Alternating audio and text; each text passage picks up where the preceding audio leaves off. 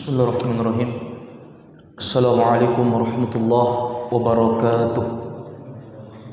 Alhamdulillah, wassalatu wassalamu ala rasulillah wa ala alihi wa ashabihi wa mawalah. Asyhadu an la ilaha illallah wahdahu la syarika lah wa asyhadu anna Muhammadan abduhu wa rasuluh la nabiyya ba'dah.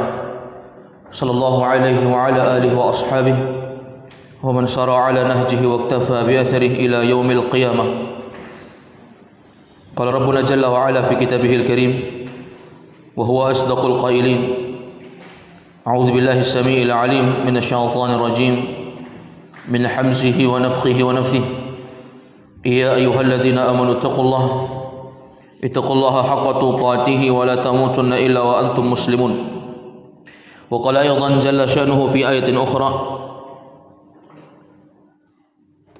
يا أيها الناس اتقوا ربكم الذي خلقكم من نفس واحدة وخلق منها زوجها وبث منهما رجالا كثيرا ونساء واتقوا الله الذي تساءلون به والأرحام إن الله كان عليكم رقيبا. معاشر المسلمين والمسلمات الإخوة والأخوات أعزكم الله. الحمد لله ثم الحمد لله الذي بنعمته تتم الصالحات. Segala puji hanya milik Allah yang dengan nikmat dari Allah sehingga terselenggarakan seluruh amal kebajikan.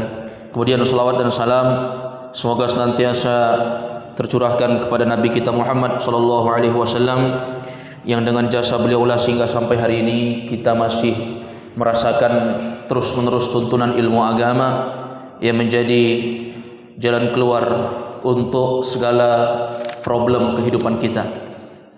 Jemaah yang dimuliakan oleh Allah, kita masih berada di penghujung bab ahkamu shalatil aidain, hukum-hukum seputar salat Aid. Dan insyaallah di malam ini pertemuan terakhir membahas kitab pembahasan seputar salat Aid. Setelah itu kita baru berpindah masuk dalam permasalahan salat kusuf, salat gerhana.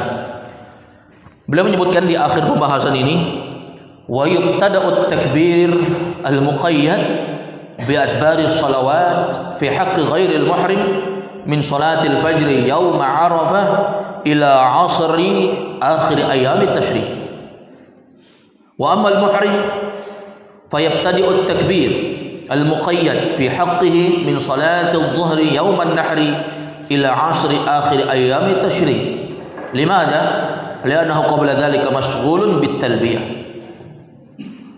Kata Fadilatul Syekh Shalih Fauzan, ini salah seorang ulama besar di Saudi Arabia. Beliau merupakan Hay'ah Kibarul Ulama, merupakan anggota dari ulama-ulama kibar di Saudi Arabia. Beliau mengatakan terkait dengan masalah takbir muqayyad. Takbir di dalam hari raya itu ada dua jenis. Ada takbir yang muqayyad, ada takbir mutlak. Takbir muqayyad ini dia terikat dengan waktu-waktu tertentu. Dari namanya saja muqayyad, maka dia terikat dengan waktu tertentu. Seperti misalnya setiap habis sholat, ini namanya takbir muqayyad. Ada takbir mutlak.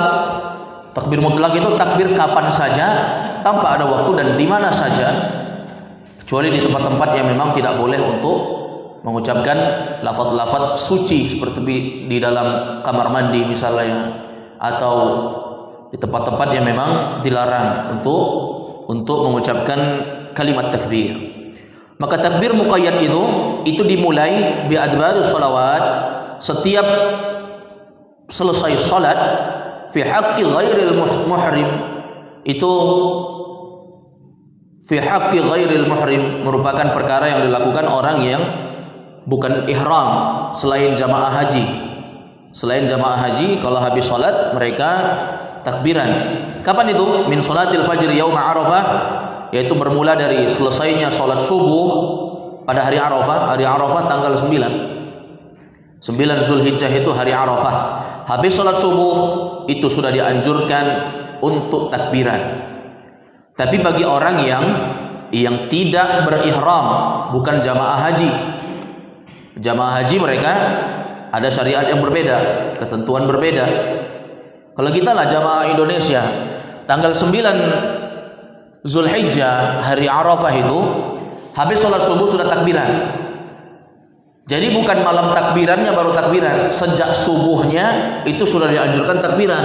Subuh, ini masih tanggal 9, besok lebaran, tanggal 9 ini subuh takbiran, zuhur, asar, maghrib, isya. Itu sudah takbiran sejak pagi hari setelah sholat subuh di hari Arafah sampai kapan? Ila akhir ayyamit tasyrik. Dan itu berakhir ila asri, sampai waktu asar di hari tasyrik yang paling terakhir.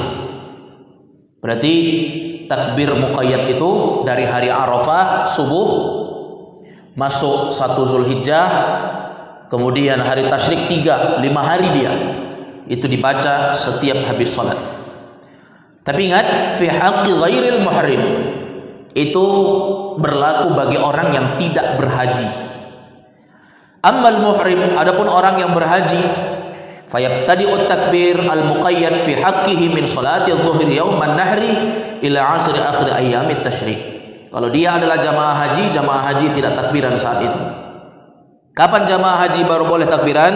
Mereka baru boleh takbiran habis sholat zuhur pada hari raya Idul Adha. Hari Arafah mereka sibuk bertalbiyah. Sibuk labbaik Allahumma labbaik labbaik la syarika lak labbaik innal hamda wan ni'mah laka wal mulk la syarika lak. Itu yang mereka sibuk, tidak takbiran. Tidak apa takbiran. Kapan mereka takbiran? Habis sholat zuhur di hari raya Idul Adha, berarti tanggal 10-nya. Habis sholat zuhur, ya. Kapan berakhirnya? Sampai habis sholat asar di hari tasyrik terakhir. Habisnya sama, mulainya berbeda. Li'annahu qabla dzalika masyghulun bitalbiyah. Kenapa mereka terlambat takbiran? Karena mereka sibuk bertalbiyah. Sibuk bertalbiyah. Baik. Ini persyariatan yang tentunya berbeda antara orang yang berhaji ataupun tidak. Rawat Daruqutni an Jabir, diriwayatkan oleh Imam Daruqutni. Imam Daruqutni salah satu ulama ahli hadis. Beliau meriwayatkan hadis dari Jabir bin Abdullah, ya, radhiyallahu anhu. Karena Nabi SAW adalah Nabi dulu yukabbiru fi salatil fajr yaum Arafah. Beliau bertakbir pada salat subuh pada hari Arafah ila salatil asri min akhir ayyamit tasyrik, sampai salat asar di akhir hari tasyrik, hina yusallimu minal maktubat, ketika beliau selesai salam dari salat wajib. Jadi Nabi SAW itu pernah tidak melakukan haji, maka beliau mulai bertakbir dari tanggal 9 Zulhijjah, yaitu hari Arafah. Beliau takbiran sampai nanti hari tasyrik terakhir. Itu amalan Nabi langsung memang. Jadi syariat itu banyak, ada yang terikat dengan amalan yang langsung dilakukan Nabi, ada syariat yang dia itu jenisnya sunnah tapi tidak dilakukan Nabi. Nabi SAW tidak melakukan tapi Nabi SAW diamkan. Ini namanya juga syariat, termasuk dari sunnah takririyah. Ada sunnah yang qauliyah, Nabi ucapkan dia. Kalau ini Nabi amalkan, sunnah amaliyah. Ada sunnah yang ada sunnah yang qauliyah, Nabi ucapkan. Ada yang diucapkan sekaligus diamalkan. Wa fi lafdhin, dalam lafaz lain disebut kana idza shalla subha min al-ghadati Arafah aqbala ala ashabihi fayaqulu makanakum wa yaqul Allahu akbar la ilaha illallah wallahu akbar walillahil hamd. Juga disebutkan dalam riwayat lain bahwasanya Rasulullah SAW apabila beliau selesai melakukan sholat subuh di pagi hari Arafah, maksudnya tanggal 9 Zulhijjah, maka kalau beliau selesai mengimami orang sholat, beliau menghadap ke arah makmum. Nah, ini penganjuran bagi imam, bahwa imam yang mengimami orang sholat, kalau habis sholat, maka dianjurkan baginya untuk menghadap ke makmum. Adalah Nabi SAW, kalau beliau selesai sholat, insarafa, dalam hadis tersebut. Nabi insaraf itu berpaling. Berpalingnya bukan ke kanan, bukan ke kiri, tetapi aqbala 'alal jamaah, aqbala 'ala ashabih. Beliau menghadap kepada para sahabat. Baik. Jadi imam kan menghadap ke arah kiblat. Begitu selesai salam kanan, salam kiri, maka dia segera untuk berbalik ke arah makmum, ke arah para sahabat. Nah, ini hukumnya sunnah, bukan termasuk perkara yang jika dilakukan seorang yang meninggalkannya berdosa, enggak. Tapi termasuk sunnah seorang melakukan itu. Banyak orang salah paham tentang masalah ini. Ada yang memaknai makna insarafa itu berpaling. Ya, insarafa dalam bahasa, secara bahasa artinya berpaling. Tapi berpalingnya seperti apa? Dicontohkan Nabi, berpalingnya itu aqbala 'ala sahabah. Beliau berbalik ke arah sahabat, bukan berpaling lurus dia menghadap kiblat miring sedikit. Ada imam kan begitu, menghadap ke arah kiblat miring sedikit saja. Yang penting insarafa, berpaling. Ada lagi yang memahami makna insarafa itu pindah dari tempat dia, duduk di tempat makmum. Pernah dapati seperti ini juga salah paham tentang makna insarafa, bahwa Nabi SAW selesai mengimami sahabat, beliau berbalik ke arah sahabat. Makna insarafa yakni aqbala ala ashabihi, beliau berbalik ke arah sahabat, bukan pindah. Makanya banyak kita dapati imam-imam di masjid-masjid selesai sholat, salam kanan salam kiri, berdiri dia, pindah, duduk di posisi makmum. Baik, ini tentunya keliru memahami makna insarafa. Kenapa? Karena Nabi SAW langsung mempraktekkannya. Memang dia itu, beliau menghadap ke arah para sahabat. Beliau menghadap ke arah para sahabat. Lalu Nabi mengatakan, makanakum, tetaplah di tempat-tempat kalian. Maksudnya jangan ada yang pergi. Jangan ada yang pergi. Makanakum artinya tempat kalian. Maksudnya uthbut ala makanikum. Tetaplah berada di tempat-tempat posisi duduk kalian. Maksudnya tetaplah kalian di situ. Lalu setelah itu Nabi bertakbir, Allahu akbar, Allahu akbar, la ilaha illallah, wallahu akbar, walillahil hamd. Perhatikan takbirnya Nabi dalam riwayat Sahih Muslim. Di Sahih Muslim disebutkan bahwa Nabi itu takbiran mengucap Allahu akbar 2 kali. Allahu akbar 2 kali saja. La ilaha illallah, wallahu akbar, Allahu akbar, walillahil hamd. Namun ini satu sisi. Nabi pernah mempraktekkan 2 kali. Namun di sisi lain Nabi SAW juga pernah mempraktekkan lebih daripada itu. Allahu akbar, Allahu akbar, Allahu akbar 3 kali juga pernah. Nah, ini semuanya perkara yang ada keluasan, perbolehkan untuk mengamalkan apa yang biasa didengar. Dan dalam lafaz takbir itu bukan hanya Allahu akbar. Dapat dipahami bahwa takbiran bukan hanya mengucapkan Allahu akbar. Ya, bukan hanya itu. Tapi terkadang seorang bisa mengucapkan kalimat-kalimat lain. Seperti misalnya kalimat pengagungan, Allahu ajal misalnya. Ajal itu Allah yang maha ajal, jalla wa ala. Ajal itu maha mulia. Ya, Allahu ajal, Allahu akram misalnya. Allahu ahad, Allahu samad, boleh. Intinya itu adalah lafaz zikir pengagungan terhadap Allah. Ya, bukan hanya Allahu akbar.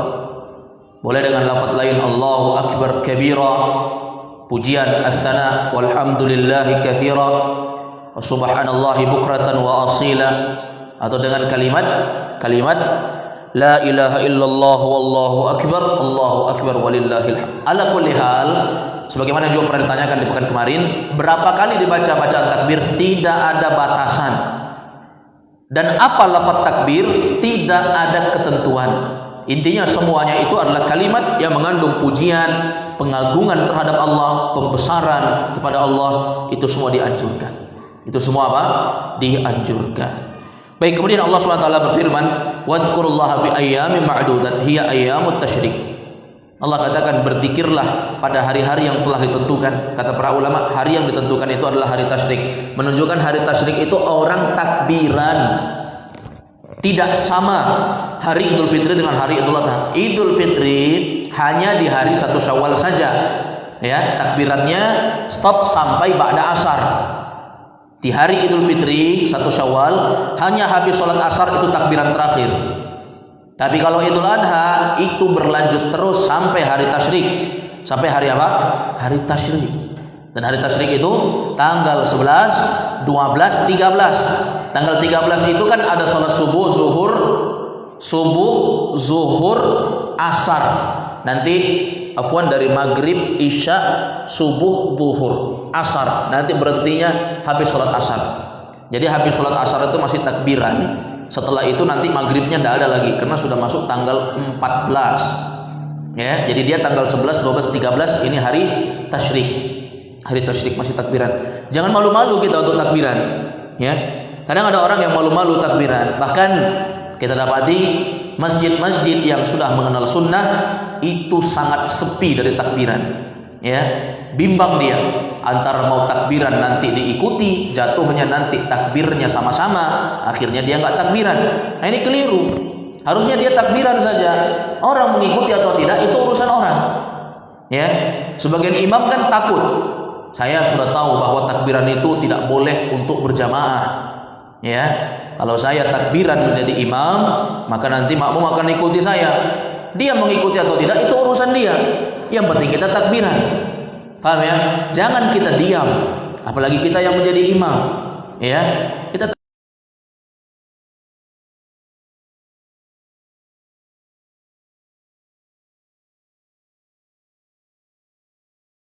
yang sangat menyedihkan di masjid-masjid sunnah zaman sekarang ya, masjid-masjid yang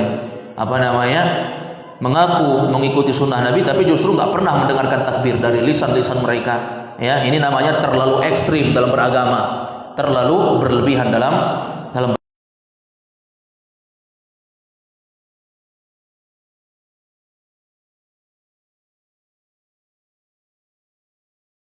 Allahu Akbar walillahil hamd. Begitu selesai, orang ikuti, dia takbiran lagi. Allahu Akbar, dia jangan diam, dia takbiran saja. Orang ikuti atau tidak itu urusan dia. Ya kan? Seperti itu. Baik, jadi kita tidak diam karena takut nanti diikuti orang.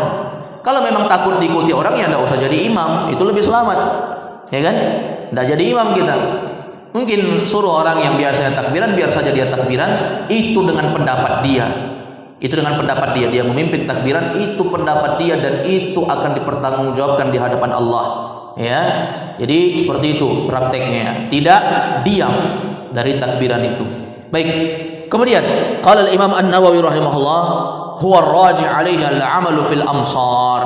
Kata Imam An-Nawawi rahimahullah, sebagaimana yang dinukil dalam kitab Raudhatul Talibin, ya, bahwasanya beliau Imam Nawawi mengatakan inilah yang paling kuat yang dilakukan oleh penduduk-penduduk negeri fil amsar. Amsar itu artinya ulama-ulama kaum muslimin di penjuru negeri.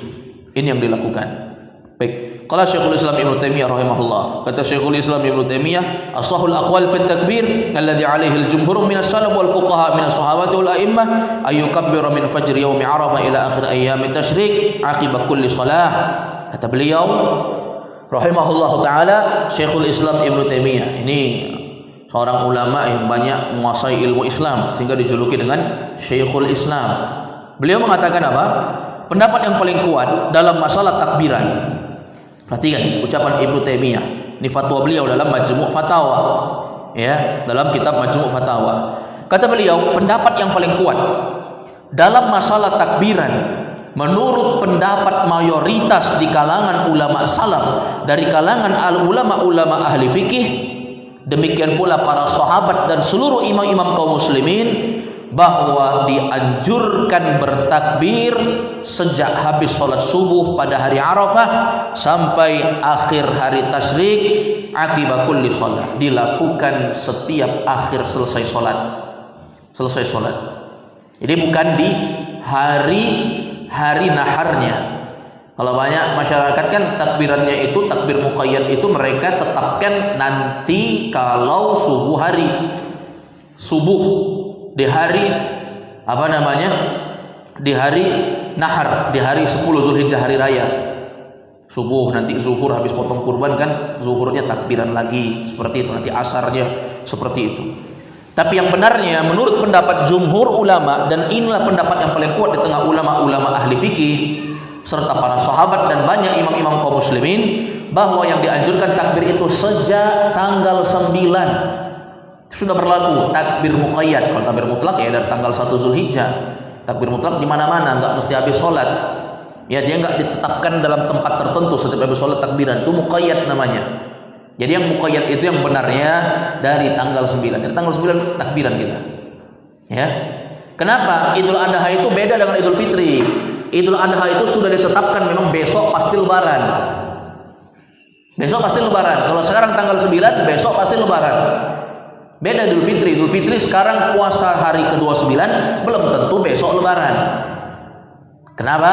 Tenggelam matahari baru dilihat hilal. Ada enggak hilalnya? Kalau Idul Adha itu kan sudah dilihat hilalnya tanggal 1 Zulhijjah itu. Jadi ru'yatul hilalnya bukan di tanggal 9 hari Arafah itu, ya, tapi apa? Dilihat di ketika mau masuk tanggal 1-nya itu dilihat. Jadi dia sudah ditetapkan. Makanya apa? Tanggal 9 itu sudah dianjurkan untuk bertakbir. Ini yang disebutkan di dalam kitab-kitab sunan. Sebagaimana Nabi SAW juga menyebutkan, Yaumu Arafah, Yaumun Nahri wa ayyamu Mina, Aiduna ahlal Islam. Hari Arafah, demikian pula hari Idul Adha, Yaumun Nahr, hari penyembelihan kurban. Demikian pula hari-hari di Mina. Maksudnya hari-hari di Mina, tatkala orang-orang jamaah haji melakukan amalan di Mina, ya, maka ini semuanya adalah hari rayanya umat Islam. Wa hiya ayyamu aklin wa syurbin. Ingat, hari tasyrik itu adalah hari makan dan minum. Jadi hari tasyrik itu hari makan dan minum, nggak boleh puasa. Kalau dibilang hari makan minum, puasa nggak boleh, haram. Ya, seorang berpuasa haram. Makanya apa? Orang kalau mau puasa, maka dia tidak melakukan di hari tasyrik, tidak melakukan di hari tasyrik. Walaupun bertepatan dengan Senin Kamis. Saya kebetulan punya kebiasaan puasa Senin Kamis, Ustaz. Apakah boleh saya puasa pas di hari Senin atau Kamis dan itu bertepatan dengan hari tasyrik? Jawabannya haram. Dia tidak berpahala, dia berdosa. Karena Nabi SAW melarang seorang untuk berpuasa di hari tasyrik. Berpuasa di hari tasyrik. Kenapa? Ayyamu aklin wa syurbin, itu hari makan minum. Hari makan minum. Kalau ada keluarga kita atau ada kaum muslimin, tetangga kita, kenalan kita yang mereka tidak punya makanan, dianjurkan bagi kita untuk memberikan makanan. Ya, walaupun kita tidak menanggung makanan dia selama 3 hari pada hari tasyrik itu, ya minimal kita ada memberikan makanan dan memotivasi orang-orang yang memiliki kelebihan untuk memberikan makanan. Ya, wa dzikrin lillah. Demikian pula hari tasyrik itu hari memperbanyak zikir. Sepakat ulama, maksud dari hadis ini adalah memperbanyak takbiran. Memperbanyak apa? Takbiran. Wa qaulul muhrim, ya, yabtadi'ut takbir al-muqayyad min salatil dhuhri yaum Arafah. Adapun orang-orang yang muhrim, orang-orang yang haji, yabtadi, mereka memulai takbiran mereka pada takbir muqayyad, yaitu habis salat zuhur pada hari nahar. Kenapa? Karena mereka sibuk untuk bertalbiyah. Jadi jamaah haji mereka tidak bertakbiran dari tanggal 9 di hari Arafah, tapi mereka takbiran habis zuhur, yaitu pada tanggal 10 Zulhijjah besoknya. Itu pun bukan subuh, habis zuhur baru mereka takbiran. Kenapa? Sebelum itu mereka sibuk bertalbiyah. Kemudian kata Syekh, wasifatu takbir. Adapun kaifiat tata cara takbiran, ayyaqul Allahu akbar, la ilaha illallah wallahu akbar walillahil hamd. Kalau pendapat Syekh Shalih Fauzan, takbiran Allahu akbarnya 2 kali. Allahu akbar, seperti itu. Baik, tapi kita sebutkan tadi bahwasanya dalam masalah ini ada keluasan. Boleh juga 3 kali.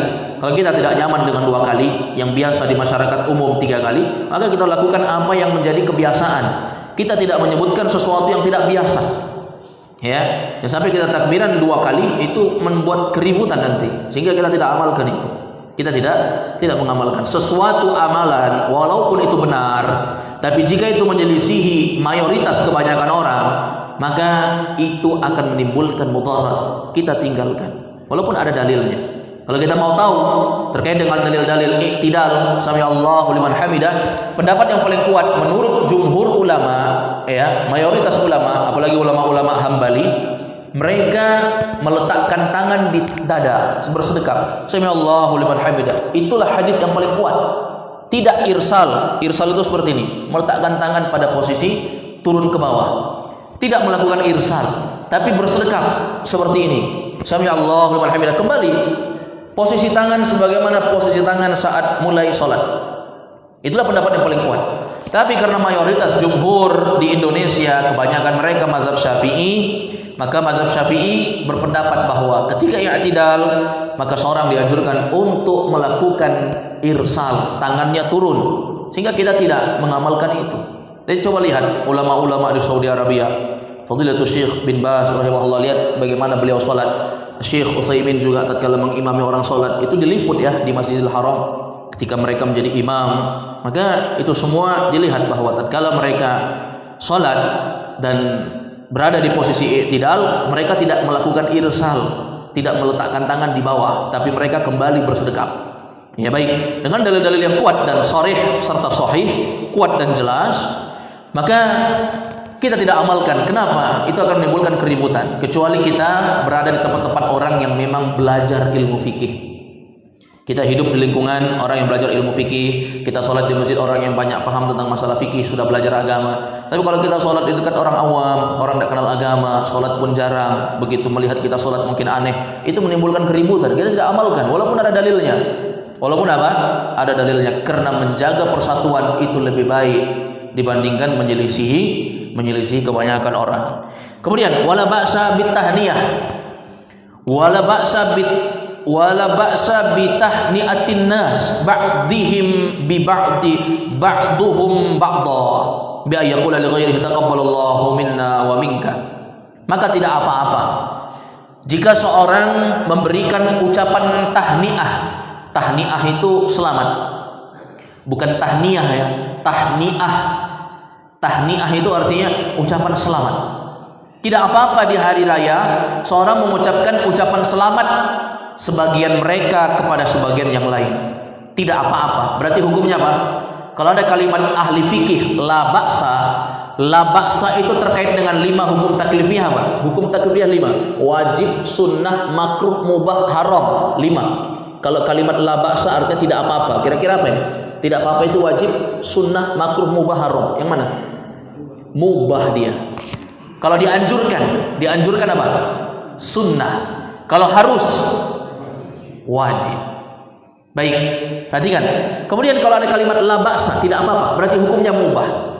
Boleh. Mubah itu apa? Dilakukan tidak apa-apa, tidak dapat pahala, tidak dapat dosa. Ditinggalkan juga tidak apa-apa, tidak dapat pahala, tidak dapat dosa. Namanya mubah. Baik, jadi hukum mengucapkan selamat hari raya dengan mengucapkan kalimat taqabbalallahu minna wa minka, artinya semoga Allah menerima amalan kami dan amalan kamu. Maka itu hukumnya mubah, tidak apa-apa. Hukumnya mubah, ingat, bukan sunnah. Diamalkan tidak dapat pahala, tapi dia mendoakan. Jadi doanya itu doa hanya sekedar mendoakan orang berpahala, bukan karena mengamalkan sunnah. Paham ini? Dia berpahala karena mendoakan orang, berarti menginginkan kebaikan untuk orang. Semoga Allah menerima amalan kita dan amalan kamu, berarti doakan orang. Jadi dia berpahala bukan karena ini disunnahkan, tapi karena doakan orang. Baik, maka hukumnya mubah. Jika tidak dilakukan juga tidak apa-apa. Kok ini ustadz jumpa saya nggak mengucapkan taqabbalallahu minna wa minkum misalnya, maka dia tersinggung dengan itu. Ini kayaknya bukan ustadz, ini ustadz kawin. Kenapa hari lebaran nggak mengucapkan selamat? Kan jawabannya itu hukumnya tidak apa-apa. Baik, hukumnya tidak apa-apa. Kita lihat Imam Ahmad rahimahullah. Imam Ahmad rahimahullah, beliau tidak pernah mengawali jumpa dengan orang mengucapkan taqabbalallahu minna wa minkum. Tapi kalau beliau diucapkan itu, beliau balas dengan ucapan doa. Tapi beliau nggak pernah mengawali. Dia bilang, aku tidak pernah mengawali karena memang ini tidak datang dari Nabi. Tidak ada sama sekali ajaran Nabi setiap lebaran mengucapkan itu. Tidak ada. Makanya tidak disyariatkan, termasuk disunnahkan bukan. Tapi hukumnya mubah. Kalau mau boleh, tidak juga tidak apa-apa. Baik, makanya Imam Ahmad tidak mengucapkan itu. Tapi kalau kita ucap didoakan orang, kita jawab.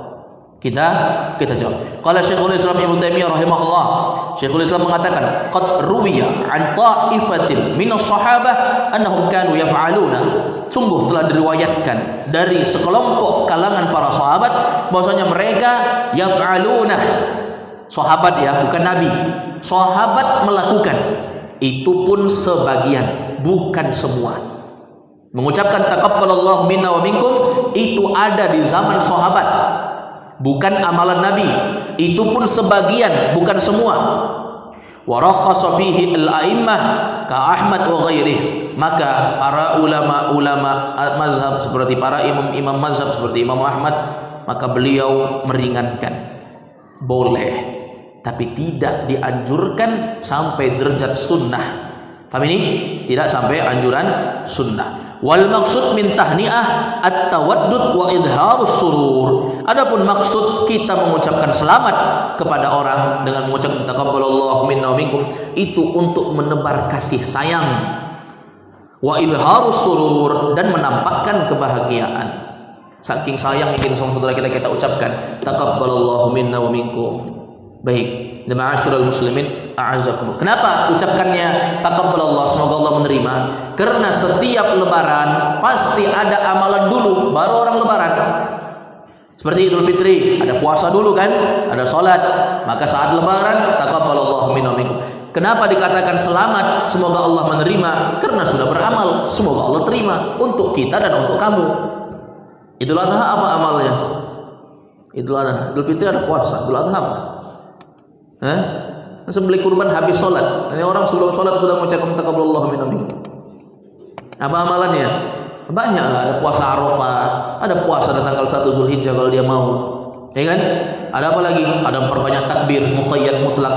Semoga Allah menerima itu.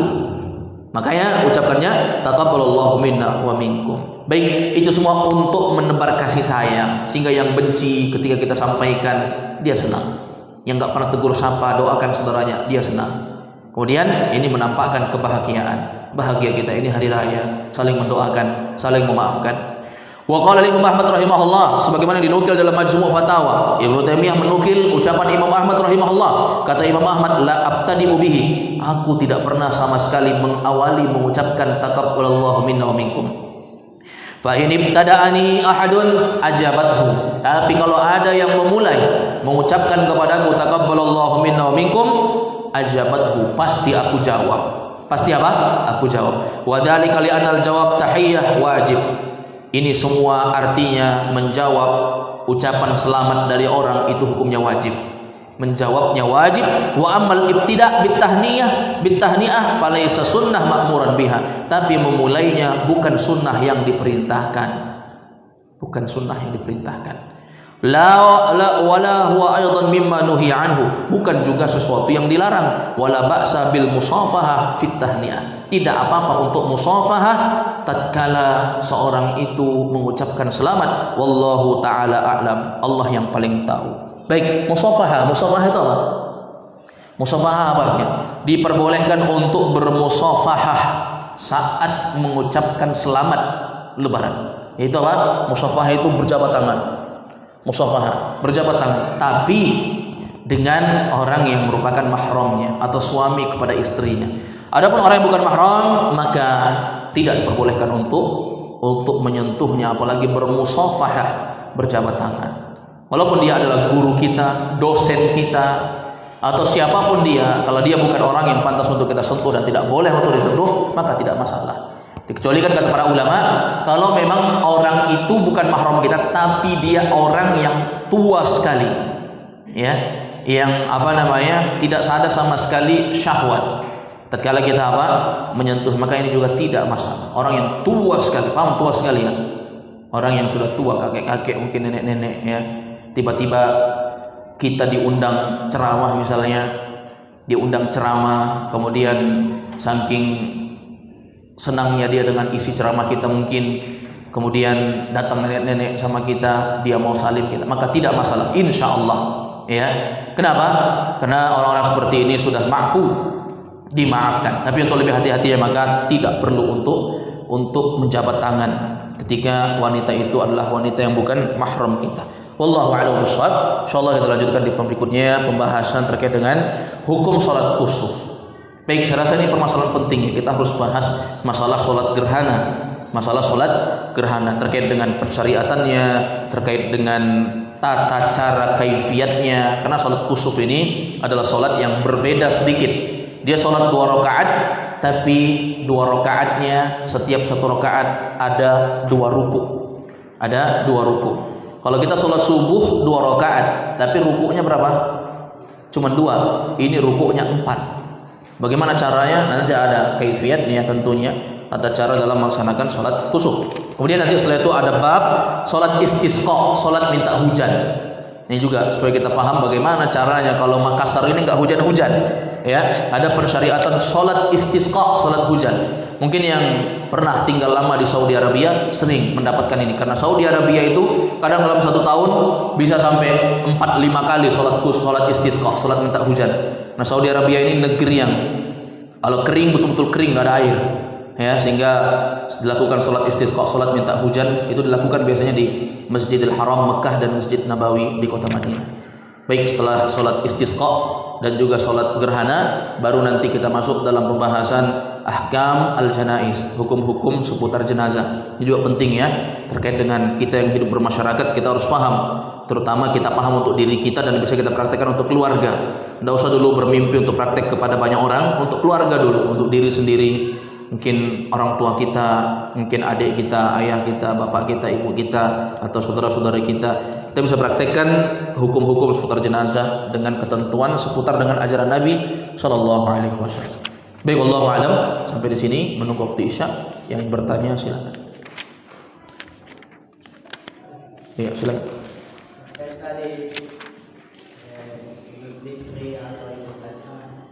Kebiasaan masyarakat sudah metode, sudah ceramah, selesai salaman dan saling memaafkan, berarti itu termasuk mubah. Apanya?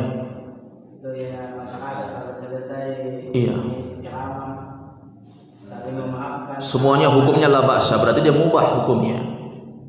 Kemudian kita maksudnya kan kadang orang yang kebetulan salam ini saling memaafkan.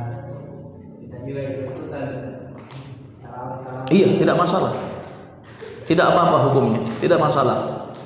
Ya, saling memaafkan, saling musafahah, saling mendoakan. Taqabbalallahu minna wa minka kalau dia satu orang. Tapi kalau dia rame, taqabbalallahu minna wa minkum. Baik, wallahu a'lam. Ada lagi? Ya, silakan.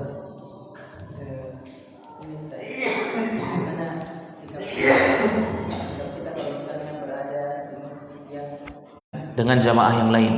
Jadi tetap takbiran seperti biasa, kita takbiran saja, tidak usah ikuti imam, ya. Karena memang mengikuti imam. Kalau kita tahu Allah cipta kita untuk ibadah, kaifa na'budallah? Bagaimana caranya kita menyembah Allah?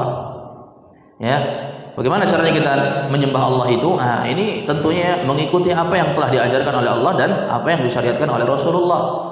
Ya, dengan pemahaman para sahabat tentunya. Wallahu a'lam. Silakan lagi. Ya.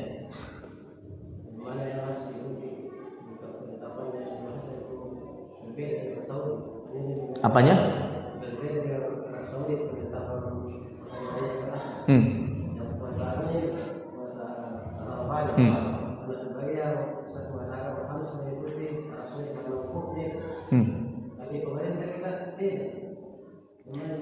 Ikuti apa yang ditetapkan oleh pemerintah. Kalau kita di Saudi, ikuti apa yang ada di Saudi. Kalau kita sedang di Indonesia, ikuti apa yang ditetapkan oleh Indonesia. Kenapa? Karena waktu dengan Arab Saudi, antara Indonesia dan Arab Saudi itu berbeda waktunya. Ya, tentu saja itu menimbulkan terkait dengan permasalahan yang berbeda. Jadi kalau kita di Indonesia, kalau yang pemerintah menetapkan berselisih dengan Saudi Arabia, kita ikuti apa yang ada di Indonesia. Kita ikuti apa yang ada di Indonesia, termasuk puasa Arafahnya, termasuk termasuk di hari naharnya, hari penyembelihan. Ikuti apa yang ada pada pemerintah kita. Kemudian kalau kita adalah jamaah haji yang sedang berada di Saudi Arabia, ikuti apa yang ada di sana. Kenapa? Karena menetapkan hilal itu kan terkait dengan masalah hilal. Menetapkan masuknya satu Zulhijjah atau keluarnya itu hak penguasa. Itu hak penguasa. Kita ikuti apa yang ada pada penguasa kita. Kalau penguasa kita benar menurut ijtihadnya, dia dapat dua pahala, pahala benarnya dan pahala ijtihadnya. Tapi kalau dia keliru, falahu ajrun wahid, kata Nabi. Baginya satu pahala, yaitu pahala ijtihadnya, tidak pahala benarnya. Jadi kalau kita ikuti pemerintah, semua itu urusannya pemerintah. Dia yang bertanggung jawab di hadapan Allah, bukan kita. Yang diperintahkan oleh Allah, kita ikuti penguasa kita. Dan penguasa yang dimaksud bukan penguasa Arab Saudi, tapi penguasa yang ada di Indonesia. Kemudian mengatakan, konyol sekali kita belum lebaran, orang di sana lebaran, padahal ini terikat dengan jamaah haji. Iya, itu waktu mereka, waktu kita berbeda. Ya, waktu kita berbeda. Kenapa nggak bilang konyol sekali sekarang masuk sholat isya? Di Saudi belum sholat asar sekarang. Ya kan? Kenapa nggak bilang kita sholat asar saja ikut Saudi? Kan tentu waktu berbeda. Jadi karena waktu itu berbeda, sehingga berbeda sampai hari lebarannya pun bisa saja berbeda. Ya kan? Kan sebagian orang seperti itu. Kenapa bisa kalian belum lebaran, Saudi saja sudah lebaran? Iya, karena penguasa belum menetapkan. Menurut ketika menetapkan hilal itu berbeda, sehingga kita belum melakukan lebaran, sementara di sana sudah. Maka kita ikutkan penguasa kita. Sebagaimana sholat juga Saudi lebih lambat sekitar 5 jam dibandingkan kita di Makassar. Ya sekarang asar, sekarang jam berapa ini sekarang? 19:13.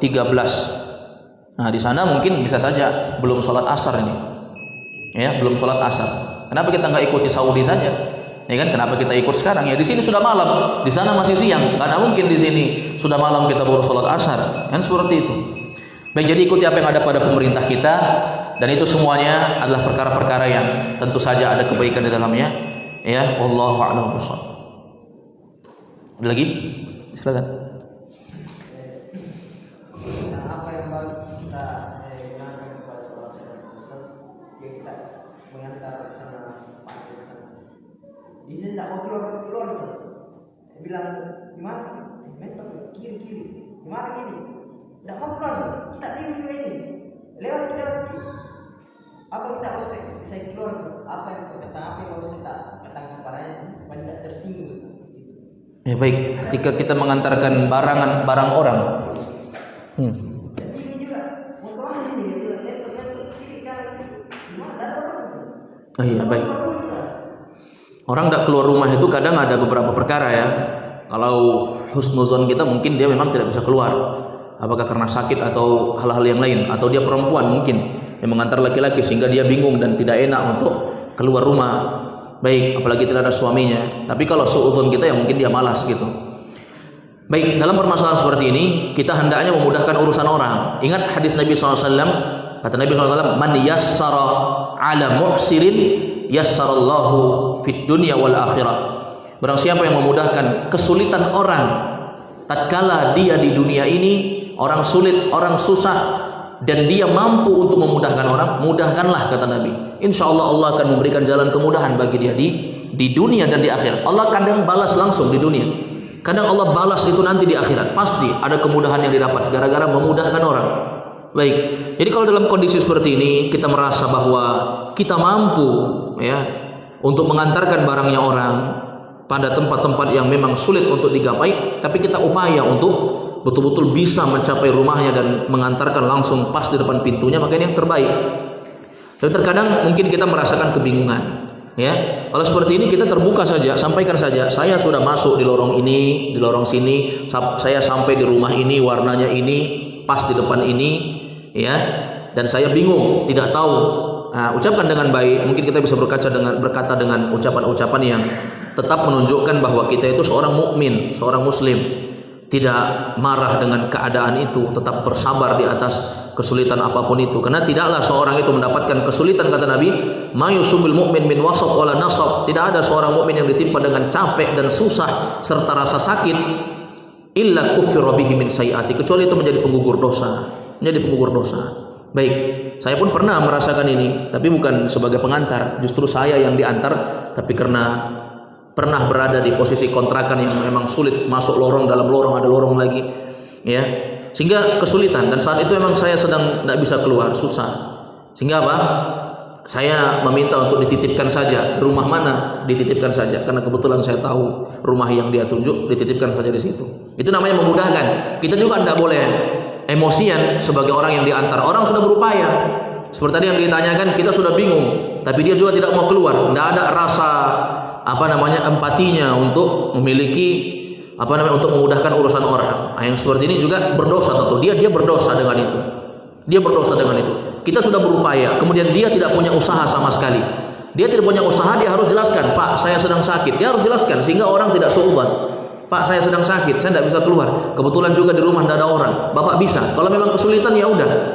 Ya. Mungkin kita harus paksakan keluar, atau memang kalau tidak bisa titip saja ke orang situ, mungkin kita kenal, suruh titip di situ, nanti kita ambil ketika kita sehat misalnya. Dan seperti itu.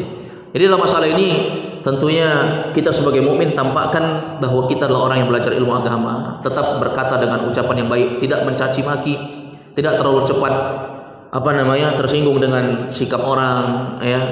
Dan ingat sabda Nabi SAW tadi, siapa yang memudahkan urusan orang, Allah akan mudahkan urusan dia. Ini jadi landasan kita, sehingga capek kita itu beribadah, bukan capek kita itu sia-sia, malah jadi caci maki nanti itu jadi dosa.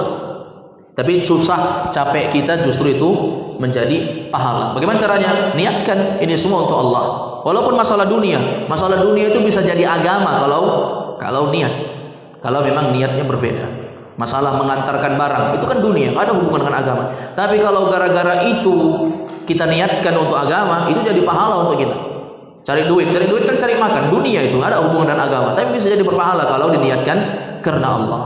Baik, jadi tetap tunjukkan sikap sebagai seorang yang belajar ilmu agama.